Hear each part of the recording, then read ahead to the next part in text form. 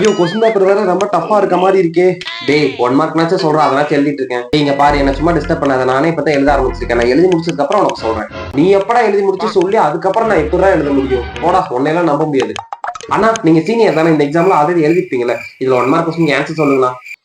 உனக்கு என்ன எக்ஸாம்டா தம்பி? ஆனா இங்கிலீஷ் எக்ஸாமுங்கண்ணா. எது இங்கிலீஷா? பரவாயில்ல சொல்லுவோம். First question A option, second question B option, third question C option, A B C. ஆனா ரொம்ப நன்றிங்கண்ணா, ரொம்ப நன்றிங்கண்ணா. தேங்க்யூண்ணா. தேங்க்ஸ் எல்லாம் வேணாம் தம்பி, எழுது என்ன நடக்க போகுதோ. அப்படி எழுதி முடிச்சாச்சு.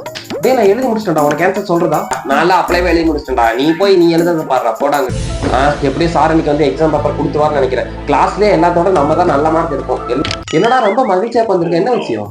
பக்கத்துல இருந்த சீனியர் அண்ணன் கேட்டு எல்லாமே நான் கரெக்டா எழுதிருக்கேன்டா. கிளாஸ் ஃபர்ஸ்ட் மார்க் வந்துட்டா எல்லாரும் கை தட்டுவாங்க, ஒரே வெக்கமா இருக்கும்னு நினைக்கிறேன். அவட தற்கொலை அவனே 5 டைம் இந்த பேப்பர் கிளியர் பண்ண முடியாம 6வது டைமா வந்து உட்காந்து அரியர் எழுதிட்டு இருக்கேன். அவன்கிட்ட கேட்டு நீங்க எழுதிருக்க, எப்படா மார்க் போடுவாங்க?